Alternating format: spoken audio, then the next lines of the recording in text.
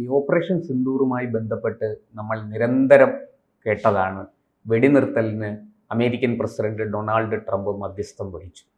നമ്മുടെ പ്രതിപക്ഷ നേതാവ് രാഹുൽ ഗാന്ധി ആക്ഷേപിച്ചു പറഞ്ഞു, ട്രംപ് പറഞ്ഞു നരേന്ദ്ര നിർത്ത് എന്ന് പറഞ്ഞ ഉടനെ നരേന്ദ്രൻ നിർത്തി എന്ന് ആക്ഷേപിക്കുകയും ചെയ്തു. പക്ഷെ ഇപ്പോഴിതാ പാക് വിദേശകാര്യമന്ത്രി തന്നെ രംഗത്ത് വന്നിരിക്കുകയാണ്. അങ്ങനെ ഒരു ഉഭയകക്ഷി ചർച്ചയല്ലാതെ, നേരിട്ടുള്ള സംസാരമല്ലാതെ ഒരു മധ്യസ്ഥതയും ഇക്കാര്യത്തിൽ നടന്നിട്ടില്ല എന്ന് പറഞ്ഞു വന്നിരിക്കുകയാണ്. എന്താണ് ഇതിനെ നമുക്ക് വിശകലനം ചെയ്യുമ്പോൾ ഈ പുതിയ വെളിപ്പെടുത്തൽ എന്തൊക്കെ കാര്യങ്ങൾ വ്യക്തമാക്കുന്നു?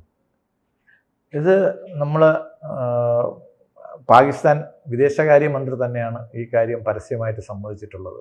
ഇതിനകത്ത് വേറെ ഇടപെടലുകളൊന്നും ഉണ്ടായിട്ടില്ല. ഇത് നമ്മൾ മുമ്പൊരിക്കൽ ഈ ചർച്ചയിൽ പറഞ്ഞായിരുന്നു, ട്രംപ് മധ്യസ്ഥനായിരുന്നു. ഇപ്പം നമ്മൾ രണ്ടുപേര് തമ്മിലുള്ള ഒരു തർക്കത്തിൽ രണ്ട് മധ്യസ്ഥന്മാരാവാം, ഒരാൾ രണ്ട് സൈഡിൽ നിന്നുള്ളവരാവാം. അപ്പോൾ ശ്രീ ട്രംപ് പാകിസ്ഥാന് വേണ്ടി മധ്യസ്ഥതയ്ക്ക് വേണ്ടി ഇന്ത്യയായിട്ട് ശ്രമിച്ചില്ല എന്ന് നമ്മൾ പറയുന്നില്ല.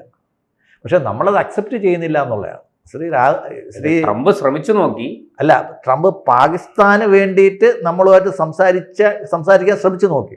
പക്ഷെ അവിടെ ശ്രീ രാഹുൽ ഗാന്ധി മാത്രമല്ല, ശ്രീ ചിദംബരവും ഇതുമായിട്ട് ബന്ധപ്പെട്ട് സംസാരിച്ച കോൺഗ്രസ് നേതാക്കളെല്ലാം മനസ്സിലാക്കേണ്ടത്, ഇന്ത്യയുടെ പാകിസ്ഥാനുമായിട്ടുള്ള നയം 47 തൊട്ട് ഒരേ നയമാണ്.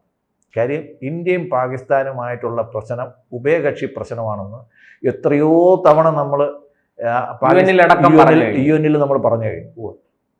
UN നമ്മൾ വീണ്ടും റീകോൾ ചെയ്യുകയാണെങ്കിൽ UN ഈ കാര്യം സംസാരിക്കാൻ വേണ്ടിയിട്ട് പാകിസ്ഥാൻ ഈ പ്രശ്നം ഉന്നയിച്ചപ്പോഴത്തേക്ക് ഇന്ത്യയിൽ നിന്നും അന്നത്തെ വിദേശകാര്യ വകുപ്പ് ഇന്ത്യയിൽ നിന്നും അയച്ചത് പ്രതിപക്ഷ നേതാവായിരുന്ന അടൽ ബിഹാരി വാജ്പേയിയും ശ്രീ ഫറൂഖ് അബ്ദുള്ളയായിരുന്നു. അതിൻ്റെ അർത്ഥം എന്ന് വെച്ച് കഴിഞ്ഞാൽ ഈ കാര്യത്തിൽ നമുക്ക് യാതൊരു രാഷ്ട്രീയവുമില്ല, കക്ഷി രാഷ്ട്രീയത്തിന് അതീതമാണ്. അപ്പോൾ നമ്മളൊന്ന് സങ്കല്പിച്ച് നോക്കുകയാണെങ്കിൽ അടൽ ബിഹാരി വാജ്പേയി പോയതുപോലെ ശ്രീ നരേന്ദ്രമോദി നമ്മുടെ പ്രതിപക്ഷ നേതാവായിട്ടുള്ള രാഹുൽ ഗാന്ധിയെ അയച്ചിരുന്നെങ്കിലുള്ള ഒരു അവസ്ഥ ശരിക്കും ഒരു കോമാളിയുടെ ഒരു അവസ്ഥയാണ്. ശശി തരൂരിനെ നെഹ്റു ഫാമിലിയോടുള്ള എല്ലാ റെസ്പെക്റ്റും വെച്ചിട്ട് പറയാണ്, ഇദ്ദേഹം വിദേശകാര്യം, മറ്റ് രാഷ്ട്രീയത്തിൽ നമ്മൾ രാഷ്ട്രീയം എല്ലാവർക്കും ഉണ്ട്, രാഷ്ട്രീയമായിട്ട് എല്ലാവർക്കും അഭിപ്രായം പറയാം. പക്ഷേ അത് രാജ്യതന്ത്രത്തിൻ്റെ കാര്യമായിട്ട് വരുമ്പോൾ, മറ്റ് രാജ്യങ്ങളുമായിട്ടുള്ള ബന്ധത്തിൻ്റെ കാര്യങ്ങളായിട്ട് വരുമ്പോഴത്തേക്ക് നമ്മളൊരു ഏകശിലാരൂപമായിട്ടാണ് നമ്മൾ എല്ലാ കാലവും നിലനിന്നിരുന്നത്. സൈന്യമായിട്ട് ഇടപെട്ടുന്ന കാര്യം, സൈന്യം, യുദ്ധം, വിദേശകാര്യം, ഇത്തരം കാര്യങ്ങളിലൊക്കെ ഇന്ത്യക്ക് ഒരു നയമേ ഉള്ളൂ. പ്രതിപക്ഷത്തിന് ഒരു നയവും ഭരണപക്ഷത്തിന് വേറൊരു നയവും എന്നുള്ള ഒരു രീതിയിലോട്ട് നമ്മൾ പോകുന്നത് തികഞ്ഞ പക്വതക്കുറവാണ്. അത് മാത്രമല്ല അത് വലിയ അബദ്ധമാണ്, നമ്മളെ കുഴപ്പത്തിൽ ചാടിക്കും. അതെ, ഇന്ത്യയിൽ നമുക്കൊരു പ്രതിപക്ഷ നേതാവിന് ഒരു ക്യാബിനറ്റ് റാങ്കൊക്കെ കൊടുത്ത് അതേ രീതിയിൽ കാണിക്കുന്നത് ഇന്ത്യക്ക് പുറത്തും അല്ലെങ്കിൽ ഇന്ത്യയുടെ സഖ്യരാജ്യങ്ങളെ പറ്റിയിട്ടും വിദ്വേഷം ഉണ്ടാക്കാത്ത രീതിയിൽ പെരുമാറുമെന്നും സംസാരിക്കുമെന്നും ഉത്തരവാദിത്വം കാണിക്കുമെന്നാണ്. അപ്പം പൊതുവേ നമ്മൾ വിദേശകാര്യത്തെ പറ്റി പറയുമ്പോഴത്തേക്ക് നമ്മൾ ശ്രീനിവാസ സാറിനെ പോലുള്ളൊരു മുമ്പ് പറഞ്ഞിട്ടുണ്ട്, അദ്ദേഹത്തിന് രാഷ്ട്രീയമുണ്ട് എങ്കിൽ പോലും അദ്ദേഹം പറഞ്ഞിട്ടുണ്ട് നമുക്ക് വിദേശ നയം ഒന്നേ ഉള്ളൂ. അത് രണ്ടഭിപ്രായമില്ല. അതിന് ഏത് സർക്കാർ വന്നാലും വിദേശകാര്യവും ഡിഫൻസും ഇത് രണ്ടും നമുക്ക് ചർച്ച ചെയ്യേണ്ട കാര്യമില്ല, നോൺ ഡിബേറ്റബിൾ എന്നാണ് അദ്ദേഹം ഒരിക്കൽ പറഞ്ഞത്. ഇതിനെപ്പറ്റി നമ്മൾ ചർച്ച ചെയ്യേണ്ട കാര്യമില്ല. അതായത് പണ്ട് നെഹ്റുവിന്റെ കാലം തൊട്ട് മാറി മാറി വന്ന സർക്കാരുകൾ തുടർന്ന് അതേ നയം ഇങ്ങനെ തുടർന്നു പോവുകയാണ് ഇന്ത്യ. അതിനകത്ത് ഒരു വെള്ളം ചേർക്കലില്ല, അതിനകത്ത് ഒരു മാറ്റിമറിക്കലില്ല, അതിനകത്ത് എന്തെങ്കിലും ഈ അടിപ്പണികളില്ല, ഇതൊന്നുമില്ല. പക്ഷേ നമ്മൾ ഇവിടെ നേരത്തെ നമ്മൾ ചർച്ച ചെയ്യാത്തൊരു കാര്യം വരുന്നു. ഈ മൻമോഹൻ സിംഗിന്റെ കാലത്ത് തുടങ്ങിയ ഒരു പൊളിറ്റിക്കലായിട്ടുള്ളൊരു ചേഞ്ച് ഉണ്ട് കോൺഗ്രസ് ഗവൺമെൻറ് കാലത്ത്. അത് നമ്മളാരും ഇതുവരെയും ചർച്ച ചെയ്തിട്ടില്ല പൊതുവേദികളിൽ. ഈ മൻമോഹൻ സിംഗിൻ്റെ കാലം തൊട്ടാണ് രാജ്യത്തിൻ്റെ അംബാസഡർമാരായിട്ട് IFS ഓഫീസർമാരെ തീരുമാനിച്ചത്. ഇപ്പോൾ ശശി തരൂരിനെയൊക്കെ നമ്മൾ ഇന്ത്യക്ക് പുറത്ത് നമ്മൾ അയക്കേണ്ടി വന്ന ഒരു ഡെലിഗേഷൻ അയക്കേണ്ടി വന്നതിൻ്റെ ആ കണ്ടിജൻസി എന്തായിരുന്നു എന്ന് നമ്മളാരും ചിന്തിച്ചിട്ടില്ല, ചർച്ച ചെയ്തിട്ടില്ല. ശരിയാണ്. അത് എന്തുകൊണ്ട് വന്നു എന്ന് വെച്ച് കഴിഞ്ഞാൽ, ഈ മൻമോഹൻ സിംഗിൻ്റെ സമയം വരെ ഇന്ത്യയുടെ ഒരു രാജ്യത്തിൻ്റെ അംബാസഡറായിട്ട് അയക്കുന്ന ആൾ രാജ്യത്തിൻ്റെ പ്രമുഖ രാഷ്ട്രീയ നേതാവും ഇരുത്തം വന്ന നേതാക്കളാണ്. അവർ നമ്മുടെ രാജ്യത്തിൻ്റെ റെപ്രസെൻറ്റേറ്റീവാണ്. അവരവിടെ ചെന്നിട്ട് ഇപ്പം ഇന്ത്യയുടെ ഒരു അംബാസഡർക്ക് നേരിട്ട് അവിടുത്തെ പ്രസിഡന്റിനെ കണ്ട് സംസാരിക്കാനുള്ള റൈറ്റ് ഉണ്ട്. പക്ഷേ അയാൾ ഒരു IFS ഓഫീസർ ആണെങ്കിൽ പ്രോട്ടോകോൾ അനുസരിച്ചിട്ട് അവിടുത്തെ സ്റ്റേറ്റ് സെക്രട്ടറിയുടെ ഒരുപാട് താഴെയുള്ള ഒരാളാണ്. അപ്പം നമ്മൾ ഈ രാഷ്ട്രീയക്കാരെ അവരൊരു റീസെറ്റിൽമെന്റ് പ്രോഗ്രാമായിട്ട് വയ്ക്കണം എന്നല്ല ഞാൻ പറയുന്നത്. മനസ്സിലായി. അവരുടെ ഈ കഴിവുറ്റ രാഷ്ട്രീയക്കാരെ പ്രത്യേകിച്ച് നമ്മളെ പ്രധാനപ്പെട്ട രാജ്യങ്ങളിൽ അംബാസഡർമാരായിട്ട് വച്ചിരുന്നെങ്കിൽ ഇത്തരം ഒരു ഡെലിഗേഷൻ നമുക്ക് അയക്കേണ്ടി വരില്ലായിരുന്നു. ഈ ഉദ്യോഗസ്ഥന്മാർക്ക് അവിടെ നമുക്ക് രാജ്യത്തിനെ റെപ്രസെൻ്റ് ചെയ്യാനുള്ള അധികാരമില്ല. പ്രോട്ടോകോൾ അനുസരിച്ചിട്ട് അവർ ഒരുപാട് താഴെയാണ്. അപ്പം ഇത് നമ്മളെ ഈ കോൺഗ്രസ് ഭരണകാലത്തുണ്ടായ ഒരു നയവ്യതിയാനമാണ്. അത് ശ്രീ നരേന്ദ്രമോദിജി അധികാരത്തിൽ വന്നിട്ടും ആ നയത്തിൽ വ്യത്യാസം വരുത്തിയിട്ടില്ല. അതിന് നമ്മൾ കൊടുക്കേണ്ടി വന്ന കോസ്റ്റാണ് ഈ ഒരു ഡെലിഗേഷൻ ഇപ്പം നമ്മൾ അയക്കേണ്ടി വന്നത്. ഇതിൽ നിന്നെങ്കിലും നമ്മൾ മനസ്സിലാക്കണം, ഈ നമ്മുടെ ഒരു രാജ്യത്ത് അംബാസഡറായിട്ട് അയക്കുന്നവർ നമ്മൾ ഡിഫൻസിൻ്റെ കാര്യത്തിൽ അവർ നമ്മളുടെ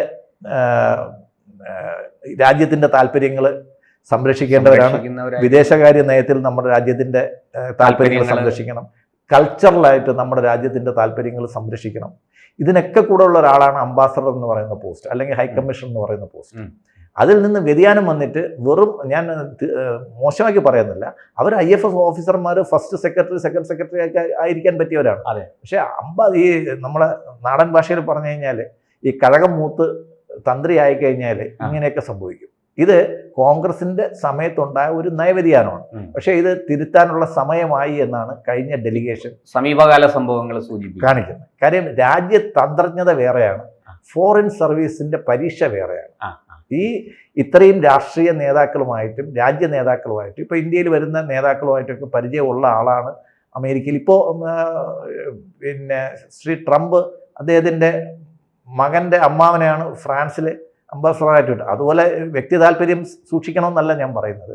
പക്ഷേ അങ്ങനെ ഒരു ഇരുത്തം വന്ന ഒരു രാഷ്ട്രീയ നേതാവാണ് മറ്റൊരു രാജ്യത്ത് ഇന്ത്യയുടെ റെപ്രസെൻറ്റേറ്റീവ് ആയിട്ട് പോകുന്നുണ്ടെങ്കിൽ, അംബാസഡറായിട്ട് പോകുന്നുണ്ടെങ്കിൽ അദ്ദേഹത്തിന് കാര്യങ്ങൾ കുറച്ചുകൂടെ ഗൗരവതരമായിട്ട് കൈകാര്യം ചെയ്യാനും ലെവൽ റൈസ് ചെയ്യാനും സാധിക്കും അദ്ദേഹത്തിന് നേരിട്ട്.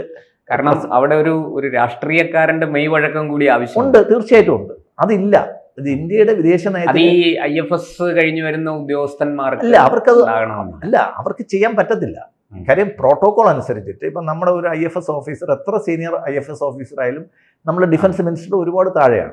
നമ്മൾ ഫോറിൻ മിനിസ്റ്റർ വിദേശ രാജ്യത്ത് ചെല്ലുമ്പോഴും അങ്ങനെയാണ്. അവിടുത്തെ ഒരു മന്ത്രിയുടെ വളരെ താഴെയാണ്. അപ്പൊ അവർക്ക് ഒരു വിഷയം വരുമ്പോഴത്തേക്ക് നേരിട്ട് പോയിട്ട് റേസ് ചെയ്യാൻ പറ്റത്തില്ല. ഇവർ പറയുന്നത് പോലെ ഉറച്ച ശബ്ദത്തിൽ ഇത് രാജ്യത്തിന്റെ താല്പര്യം എന്ന് പറയാൻ പറ്റില്ല. അയാൾക്ക് കിട്ടുന്ന അയാൾ വെറും ശമ്പളക്കാരനാണ്. ഞാനത് വെറും ഒരു ഉദ്യോഗസ്ഥനാണ്, ബ്യൂറോക്രാറ്റാണ്. ബ്യൂറോക്രാറ്റിനുള്ള ലിമിറ്റേഷൻസ് ഉണ്ട്. ഇപ്പോൾ ഒരു മന്ത്രിയും ഒരു IAS കാരനും തമ്മിലുള്ള വ്യത്യാസമുണ്ട്.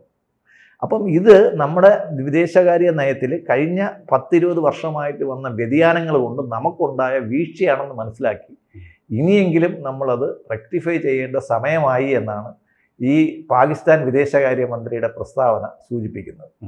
കാര്യം നമ്മുടെ അമേരിക്കയിൽ ഇന്ത്യൻ അംബാസഡർ അത്രയ്ക്ക് സ്ട്രോങ് ആയിട്ടുള്ളൊരു പൊളിറ്റീഷ്യൻ ആണെങ്കിൽ ട്രംപിനെ പറ്റിയിട്ട് അദ്ദേഹം അപ്പോഴേ പറഞ്ഞത് അതും ഞങ്ങളുമായിട്ട് ബന്ധമൊന്നുമില്ല കേട്ടോ എന്ന് പറഞ്ഞെങ്കിൽ ട്രംപിൻ്റെ വെടി അതോടെ തീർന്നു.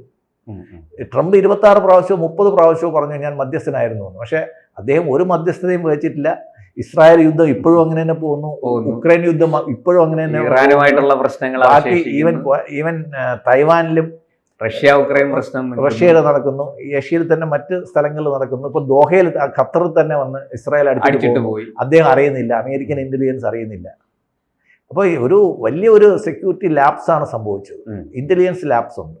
ഇതൊന്നും കോപ്പപ്പ് ചെയ്യാൻ നമ്മുടെ പ്രസിഡന്റിന് സാധിക്കുന്നില്ല. എന്നിട്ടാണ് അദ്ദേഹം വീരവാദം അടിക്കുന്നത്.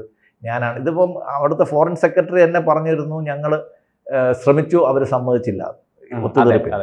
അപ്പോൾ നമ്മളെ ഇന്ത്യ പല പ്രാവശ്യം പല തലത്തിൽ വ്യോമസേന ഓഫീസേഴ്സ് പറഞ്ഞിട്ടുണ്ട്, നമ്മുടെ DGMO പറഞ്ഞിട്ടുണ്ട്, മിലിറ്ററി ഓപ്പറേഷൻസ് പറഞ്ഞിട്ടുണ്ട്, ഇന്ത്യയുടെ പ്രതിരോധ മന്ത്രി പറഞ്ഞിട്ടുണ്ട്.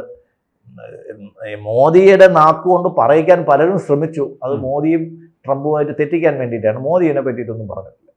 കാര്യം നമ്മൾ ആരെയും വേണ്ട.